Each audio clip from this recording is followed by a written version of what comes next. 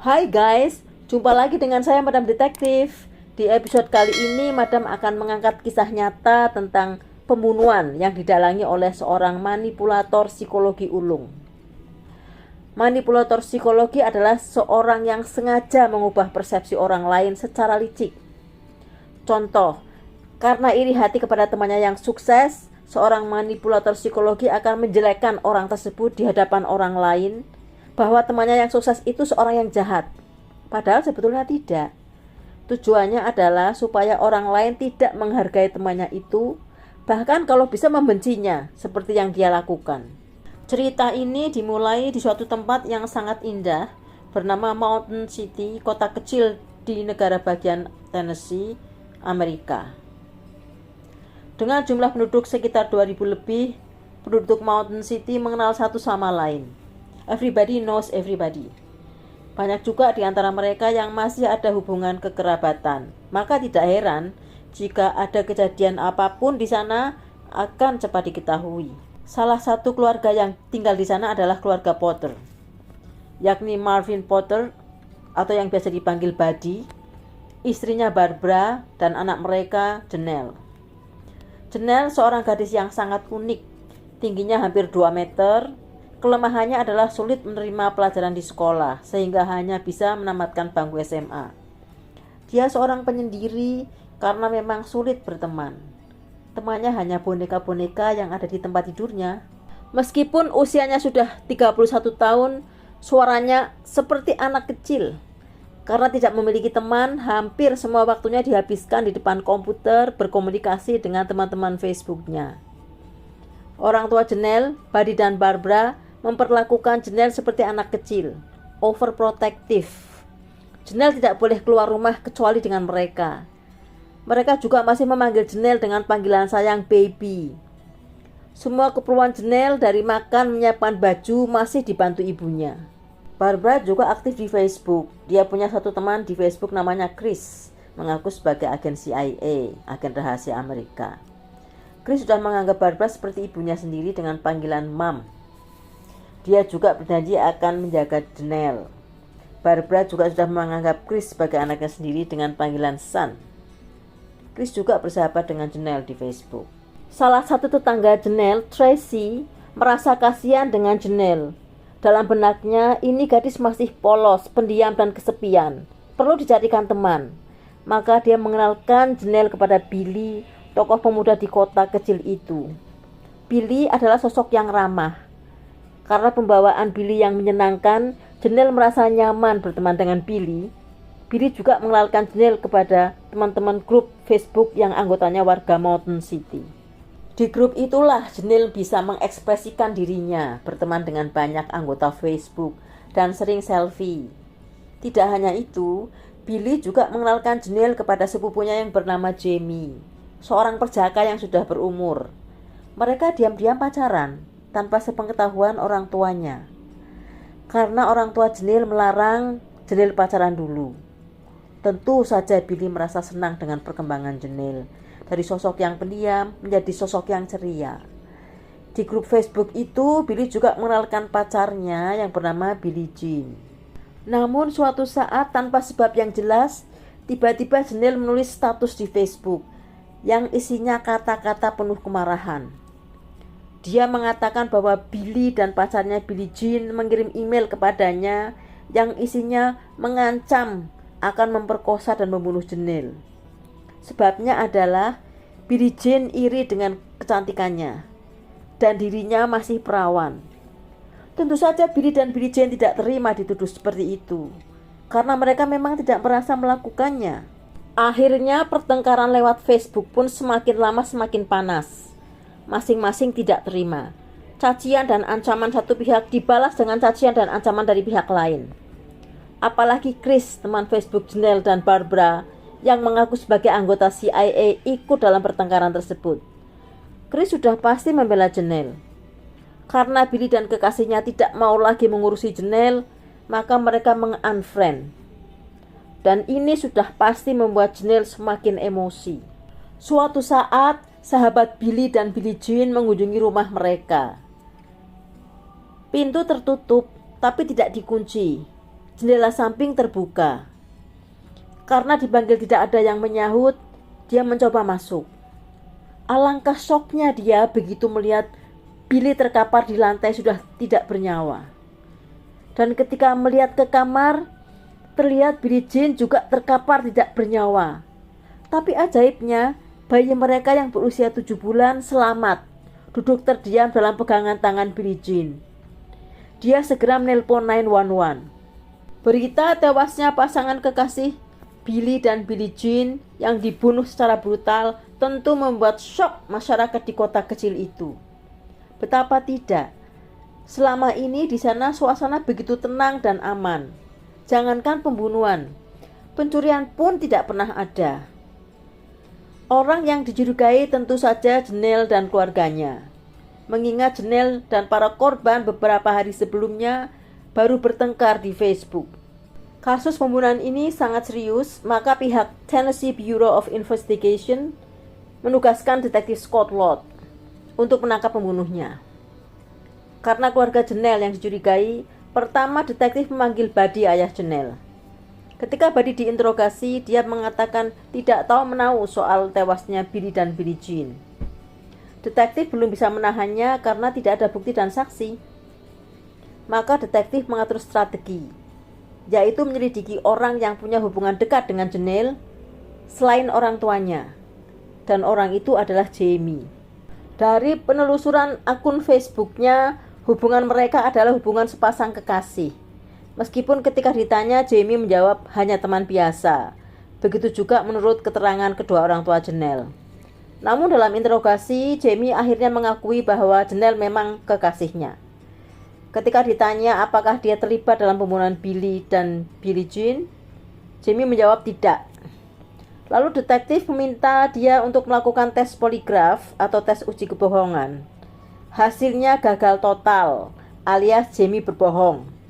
Maka detektif meminta dia untuk masuk kembali ke ruang interogasi. Ketika disampaikan hasil tes poligraf bahwa dia bohong dan detektif meminta dia jujur, tiba-tiba dia bertanya, apakah ada agen CIA di sini? Detektif langsung terkejut. Pikir mereka ngapain CIA sampai ke sini? Seperti urusan tingkat presiden saja. Namun ini menjadi petunjuk penting bagi para detektif untuk mengorek lebih dalam melalui Jamie.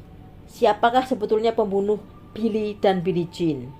Sudahlah Jamie, katakan saja yang sebenarnya supaya perasaanmu lebih tenang. Begitu kata detektif. Akhirnya Jamie mengatakan bahwa Buddy-lah pembunuh Billy dan Billie Jean. Dia hanya diajak Buddy untuk membunuh mereka. Namun yang menembak Buddy.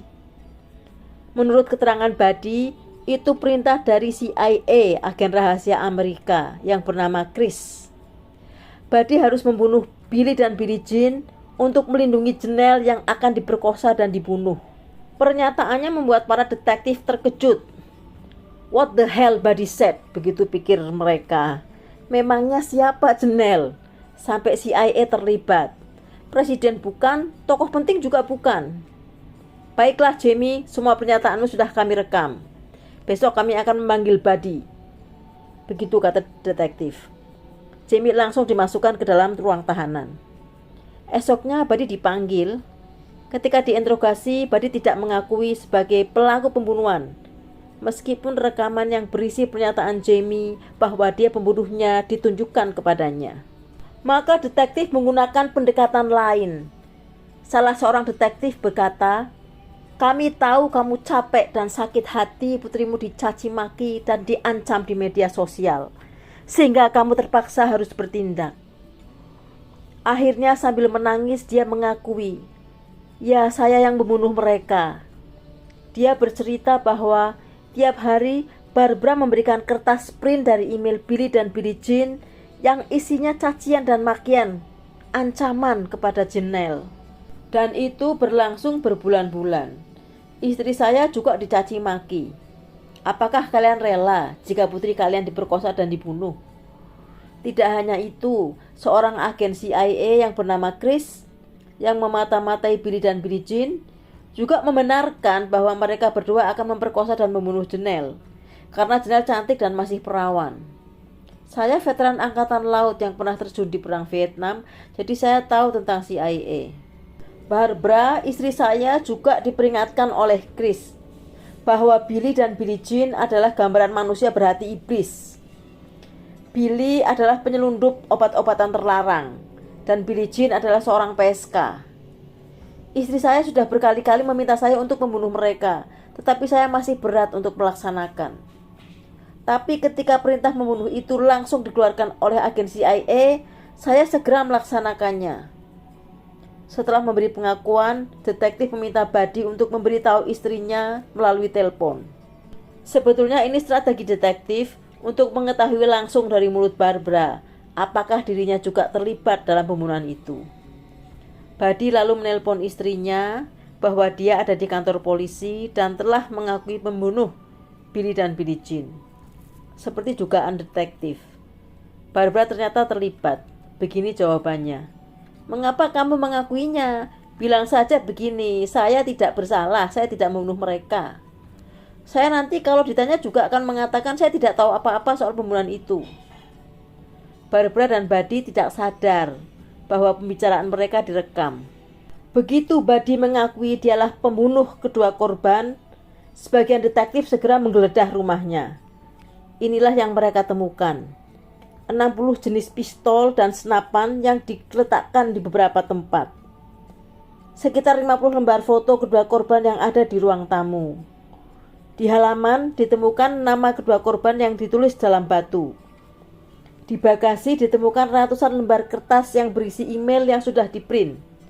Nama pengirim email Billy dan Billie Jean, dan ada juga email dari Chris yang diaku sebagai agen CIA. Detektif juga menyita komputer Janelle untuk dilakukan investigasi digital forensik.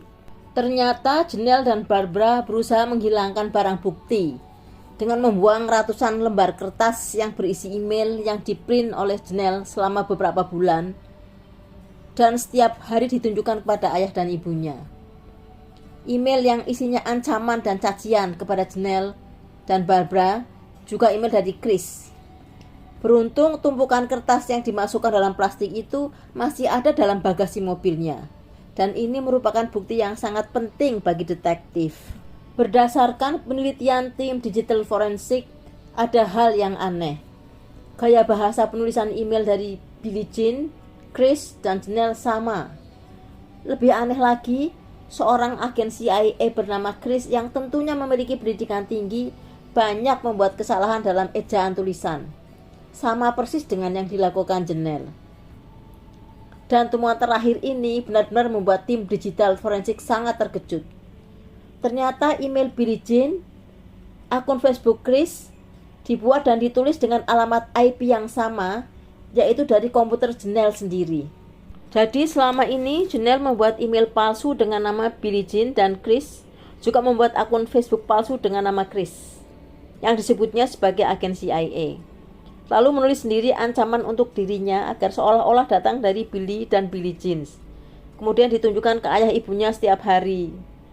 Lalu untuk lebih meyakinkan bahwa Billy dan Billie Jean benar-benar orang jahat yang akan mencelakakan dirinya, dia membuat akun Facebook palsu dengan nama Chris, yang digambarkan sebagai orang yang juga benci dengan Billy dan Billie Jean. Jadi kenapa Janelle sampai melakukan semua itu? Ternyata Janelle memiliki perasaan cinta yang membara kepada Billy. Kebaikan Billy dianggap perhatian untuknya. Jadi dia kegeeran, maklum sebagai wanita dia kurang bergaul. Dan ternyata Billy sudah punya kekasih, Billie Jean. Bahkan mereka sudah memiliki anak yang masih bayi bernama Tyler. Itulah mengapa Billy memperkenalkan Jamie sepupunya kepada Janelle. Jadi untuk apa Janelle dan Jamie pacaran? Ternyata Janelle hanya memanfaatkan Jamie, tapi hatinya sudah kecantol Billy. Tak terima dengan kenyataan Billy sudah punya pacar, dia jadi cemburu berat kepada Billie Jean dan sangat membencinya.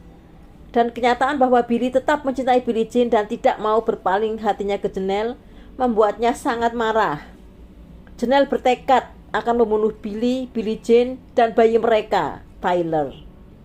Karena tidak mampu melakukannya sendiri, dia menjadi manipulator. Dengan merekayasa, Billy dan Billie Jean sangat benci kepadanya dan akan mencelakainya. dan dia menggunakan ayahnya dan Jamie sebagai alat untuk mencapai rencana busuknya. Atas kejahatannya, Janelle dan Barbara ditangkap dan dimasukkan ke penjara. Jadi sudah tertangkap semua yang terlibat dalam pembunuhan Billy dan Billie Jean. Mereka adalah Buddy, Jamie, Janelle, dan Barbara. Dalam persidangan, Buddy dan Jamie mengakui perbuatannya, sedangkan Janelle dan Barbara tidak mengakuinya. Namun bukti sudah sangat banyak. Bukti baru juga ditunjukkan melalui SMS Janelle dan Jamie yang ditulis pada jam yang sama dengan waktu sebelum pembunuhan. Isinya, Janelle mengingatkan Jamie bahwa ayahnya Buddy sudah menjemputnya. Juga permintaan Janelle agar Jamie segera memberi kabar jika eksekusi sudah dilakukan. Dan bukti lain, Chris asli yang fotonya dipasang di akun Facebook palsu Janelle dengan nama Chris agen CIA dihadirkan sebagai saksi. Nama saya Chris, katanya. Sayalah orang yang fotonya dipasang Janelle di Facebook palsunya dengan nama Chris. Hanya bedanya saya bukan agen CIA. Pekerjaan saya adalah bagian security. Janelle adalah teman SMA saya. Sifatnya memang aneh dan itu diakui oleh semua teman sekelas kami. Ternyata selama ini dia masih kepo sama saya, melacak akun FB saya, dan mengambil foto saya. Dari penjelasan Chris disimpulkan bahwa Janelle secara diam-diam selama bertahun-tahun mencintai Chris. Dia bisa move on setelah ketemu Billy. Namun ternyata dengan Billy cintanya bertepuk sebelah tangan. Di balik kepolosan, keluguan Janelle, ternyata dia seorang manipulator ulung dan pembunuh berdarah dingin. Menurut jaksa penuntut umum, kemampuan manipulatornya sudah setingkat profesor. Pada tahun 2015, 3 tahun setelah tragedi pembunuhan Billy dan Billie Jean, hakim memutuskan Buddy, Barbara, dan Janelle dihukum penjara seumur hidup, sedangkan Jamie dihukum 15 tahun. Keluarga korban tentu sangat lega, mereka saling berpelukan. Betapa tidak, guys, Billy dan Billie Jean difitnah dan dibunuh secara kejam. Tidak ada yang salah dengan Billy. Sebagai seorang yang suka menolong, dia hanya membantu Janelle memiliki lebih banyak teman. Juga tidak ada yang salah dengan Billie Jean. Dia sudah menjadi kekasih Billy jauh sebelum Billy mengenal Janelle. Kisah pembunuhan Billy dan Billie Jean yang didalangi Janelle ini adalah sangat unik dan menyita perhatian masyarakat Amerika, hingga menarik Dennis Brooks untuk menulisnya dalam sebuah buku yang berjudul Too Pretty to Live. Dan ini wajah asli Janelle sewaktu dalam penjara. Sekian dulu guys, sampai jumpa di kisah berikutnya dan terima kasih sudah menyaksikan.